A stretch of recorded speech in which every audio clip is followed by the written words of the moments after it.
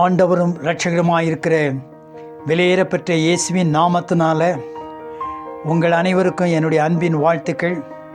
மீண்டுமாக தேவனுடைய வார்த்தையை உங்களோடு கூட பகிர்ந்து கொள்ள ஆண்டவர் கொடுத்த இந்த வாய்ப்புக்காக நன்றி செலுத்துகிறேன். எனது ஊழிய ஆரம்ப கட்டங்களில் வித்தியாசப்பட்ட மக்கள் இருந்தார்கள். அப்பொழுது நான் ஆண்டவரிடம் இவ்விதமாக முறையிட்டேன், ஆண்டவரே, இப்படிப்பட்டதான என் ஊழியத்தில் வெவ்வேறு ஒழுக்க நெறிகளை கொண்ட மக்கள் இருக்கிறார்கள்.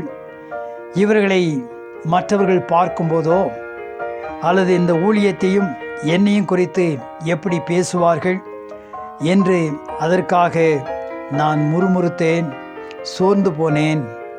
அப்பொழுது ஆண்டவர் என்னோடு கூட பேசினார். எந்த ஊரிலும் அநேக மருத்துவர்கள் இருப்பார்கள். ஆனால் ஒரு நோயாளி மரணமா ஜீவனா என்று போராடி கொண்டிருக்கிற நிலையில் எல்லா டாக்டர்களும் ரிஸ்க் எடுத்து அந்த நோயாளியை பார்த்து சிகிச்சை கொடுக்க மாட்டார்கள். ஆனால் ஒரு சில மருத்துவர்கள் மாத்திரம் அந்த நோயாளியை கையாளுவார்கள். அந்த ஊரிலே அப்படிப்பட்ட டாக்டரிடம் மட்டும்தான் மரணமா ஜீவனா என்று போராடி கொண்டிருக்கிற நோயாளியை கொண்டு செல்வார்கள்.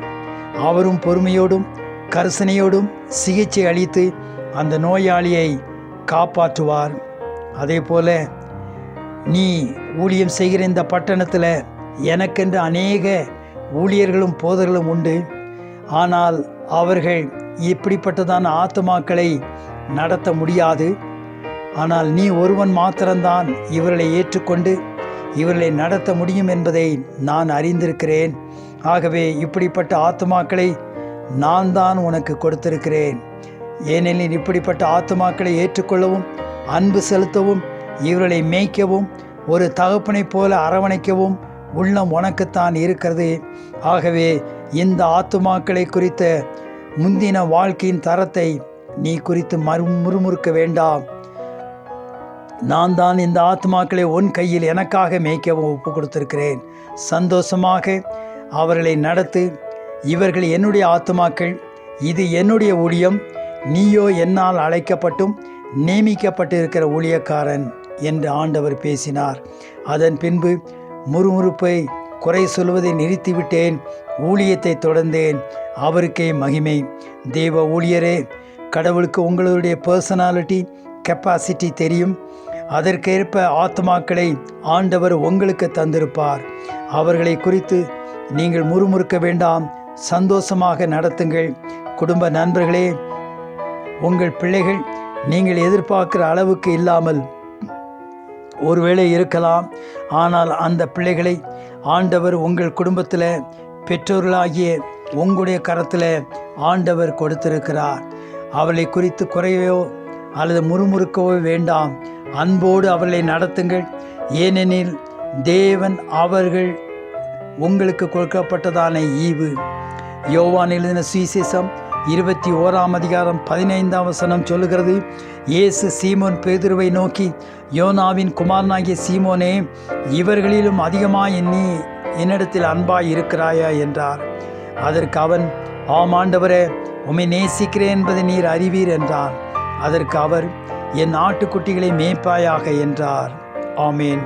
அன்பின் ஆண்டவரே, ஊழியர்களாகிய நாங்கள் எங்களுடைய கரங்களில் எங்களுடைய மந்தையில் கொடுக்கப்பட்டிருக்கிற ஆத்துமாக்களை நல் மனதோடும் அன்போடும் கரிசனையோடும் ஆண்டவரை ஜெபத்தோடும் தகப்பன் போன்ற உள்ளத்தோடும் அவர்களை நடத்த முடியாத கிருபை தார்.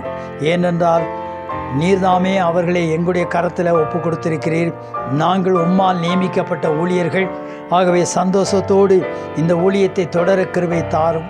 ஆண்டவரை குடும்பத்தில் கொடுக்கப்பட்டிருக்கிற பிள்ளைகளுக்காக ஆண்டவரே, நாங்கள் உமக்கு நன்றி செலுத்துகிறோம். அவர்களை குறித்து குறை சொல்லவோ முறுமுறுக்கவோ வேண்டாம். தேவன் எங்களுக்கு கொடுத்த ஈவான பிள்ளைகளுக்காக உமக்கு நன்றி செலுத்துகிறோம். அவர்களை அன்போடும் கிறிஸ்தவ உபதேசத்திலும் நடத்தும்படியான கிருபை தாரும். உமக்கே நன்றிகளையும் துதிகளையும் ஏறெடுக்கிறோம். ஆண்டவராகிய இயேசின் மூலம் ஜெபம் கேளு நல்ல பிதாவே, ஆமேன். நம்முடைய கர்த்தராகிய இயேசுடைய கிருபையும் பிதாவுடைய அன்பும் பரிசுத்த ஆவியினுடைய ஐக்கியமும் சந்தோஷமும் சமாதானமும் நம் அனைவரோடும் இன்றும் என்றும் சதா காலம் இருப்பதாக. ஆமேன். God bless you all. Like, subscribe, and share to spread the God's love.